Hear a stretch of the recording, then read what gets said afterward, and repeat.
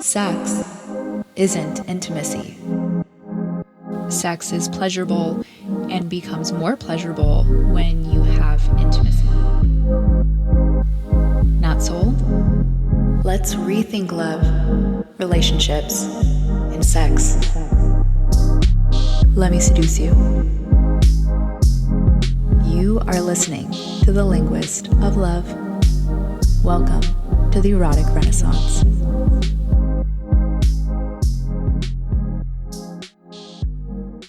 Hello, and thank you for joining me for an Erotic Renaissance. I'm your Linguist of Love. Here we are for episode 1. And wow, it's such a cosmically beautiful thing that I am recording this episode on the year anniversary of the last time that I had sex. That's right, it has been a year. And I have learned a lot. I've also transformed a lot. Mostly in my ideas and the way that I think about sex, the kind of relationship I want for myself, and the understanding of the way that it feels best for me to love another person. The last time I had sex is, it's a story that I've been wanting to tell for a while, but I never got to it on my last podcast. So I've recorded the erotic tale for you, and you can find it on my OnlyFans. So if you want to hear the story, you can head over to onlyfans.com/linguistoflove and listen to me tell one of the most significant sexual experiences of my life that led me to better understanding my own heart and soul. So to introduce myself, if this is our first meeting, I am Meg de la Torre, your Linguist of Love. I went to school in the Valley area before moving to Maine, where I went to school from 8th grade through grad school, before moving back to California to beautiful San Diego. I was married and I'm currently finishing up a divorce that has taken far too long, but it's also understandable. We were going through quite a pandemic. I also used to be a professor of English, and then I taught high school for a while before landing here today with you on this podcast. I was also a co-CEO of a sex-based community that offered safe places for people to explore their sexuality, and I'm really proud of the work that I did there. This leads me to the question that I have been asked the most following the end of Keep It Hush Hush, the last podcast that I was a part of. It was also associated with my company. Everybody has been wanting to know what has happened. So I want to start off by first addressing this because you deserve to have some closure if you are following me here from that passion. They're very related after all, so it makes sense that I give like a little bit of a summary. Well, the story is pretty long and really sad for me to actually tell. Out of respect for the friendship that I had with my business partner, I will not be sharing everything at this time. However, in respect for you, I want to address it as I begin this next chapter of my life. I believe that my business partner was starting to realize she wanted to do something different with her life and was possibly scared to tell me that, which led to her hurting me in the process of ending Hush Hush Inc. For a while, I was really upset and angry. It was something that I had worked really hard to build, and it was dissolved in what felt like only a moment. But I'm working towards forgiveness. Right now, though, I am at least in acceptance. While she was discovering she wanted to do something different, I was realizing this is the legacy I want to create in this lifetime. I desire to evolve the way that society and the world at large thinks about and engages in love, and especially sex. For Hush Hush, I am grateful that I learned that I can always start again and start new, and that sometimes starting again really is better. I learned that the name Hush Hush no longer suits what I'm trying to build. Hush Hush represented keeping kink and sexuality in the dark and behind closed doors. While I still love the name for what it was back then, when I was first starting to own my sexuality, I am ready for the next phase of life in which kink, sexuality, love, and intimacy are central to the way that we live our lives and better understand our own souls. Thus, I am led to where I am right now, in the beginning of an erotic renaissance. If the name Erotic Renaissance drew you in, despite knowing exactly what I mean, let me seduce you. Erotic is defined by Merriam-Webster as devoted to or tending to arouse sexual love or desire. I would add sensual here as well to create my own definition.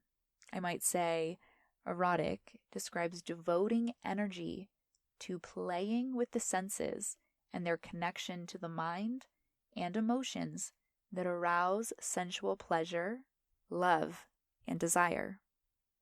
Renaissance, and I'm going to paraphrase here from Britannica and add some of my own spices, but Renaissance is a French term meaning rebirth.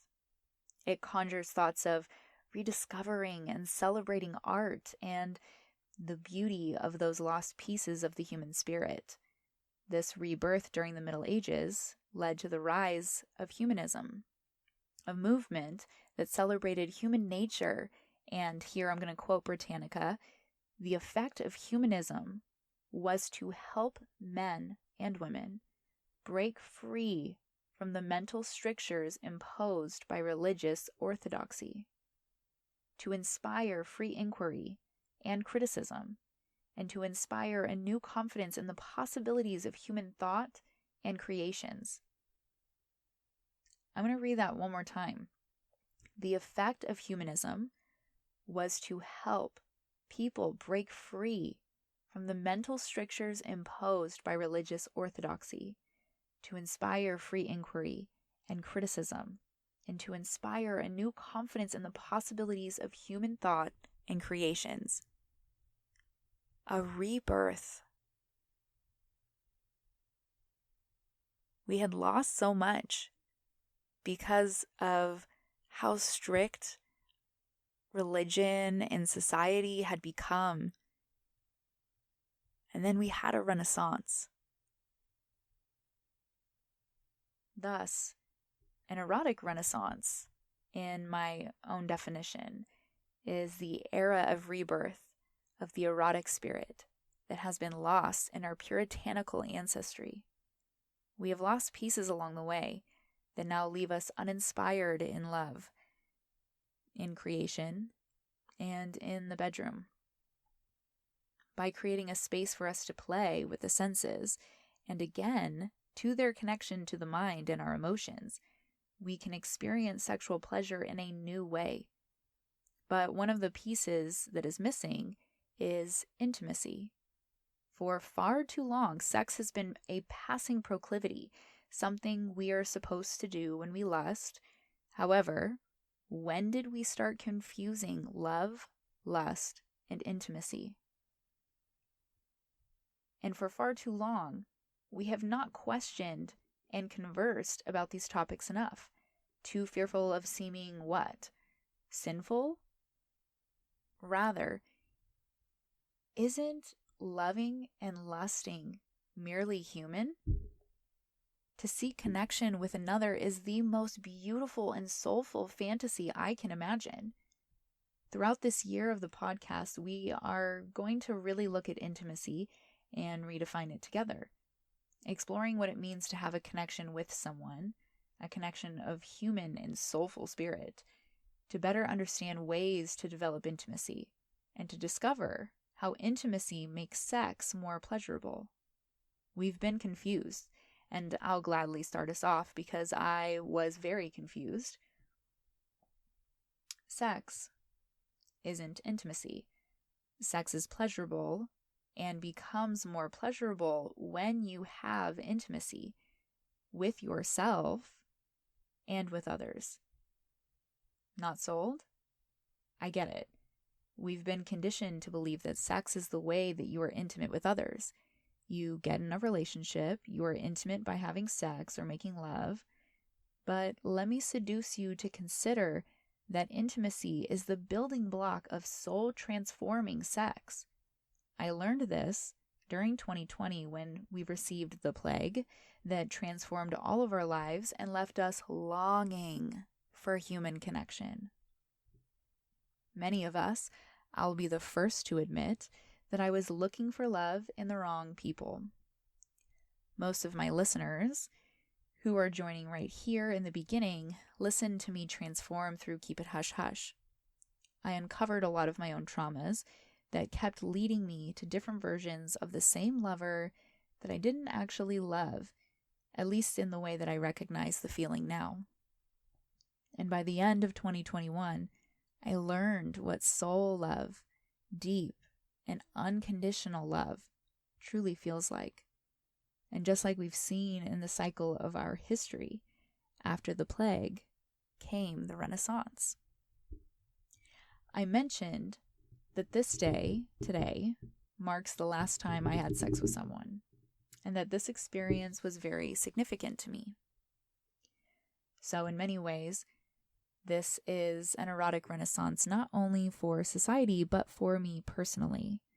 Since the last time I had sex, I have learned a lot.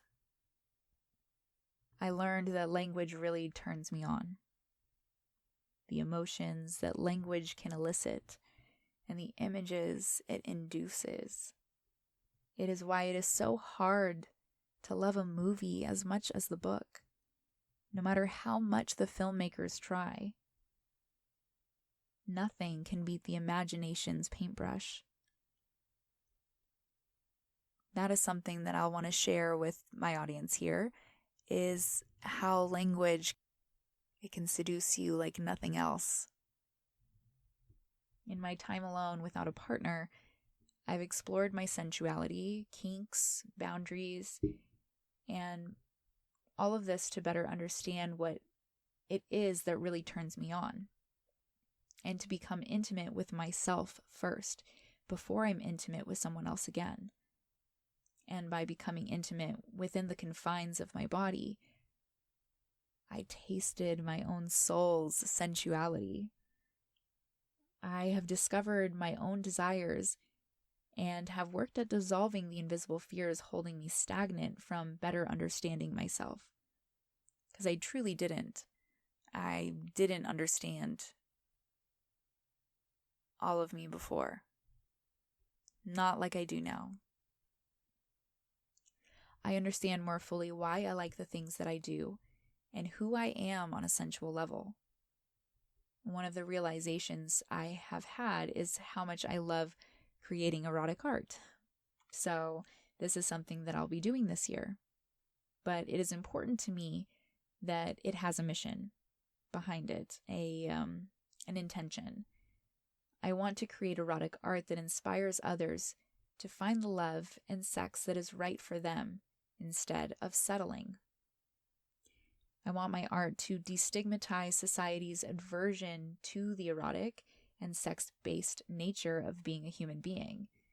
I want to prove that a woman creating erotic art can be in power of what she creates and can be empowered by her own creations.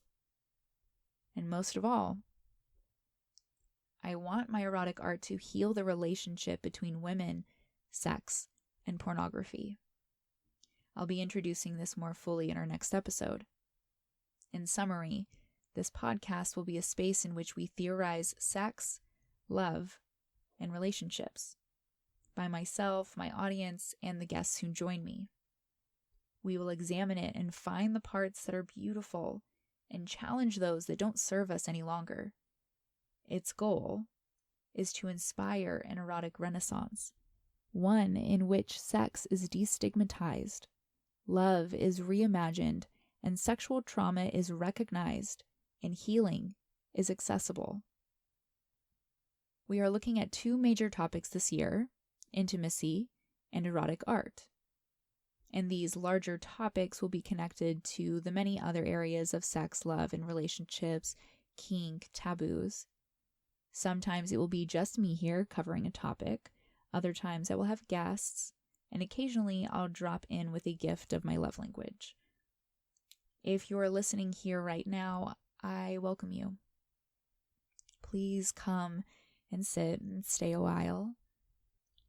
If you want to be a part of a sensual rebirth, a true erotic renaissance of the senses and of the mind's connection to the dark corners of one's desires, that's what you'll get here. What I say won't always be perfect, and it will require rethinking and revision, which is because I cannot and I refuse to have all the answers. If you require a perfect host, I can't promise perfection. Instead, I offer you authenticity and lovingly crafted ideas and some enticing risks. If you've ever been inspired by my words, that is all I could ever ask for. A legacy that inspires others to live and love more fully is the greatest, most beautiful life I can imagine for myself. But don't commit to me. Rather, commit to yourself.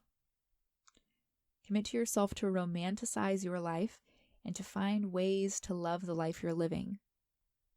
Promise yourself healthier and more fulfilling relationships. And please don't forget to promise yourself to work on intimacy and receive and be a part of much, much more satisfying and erotic sex. With that, let's start an erotic renaissance.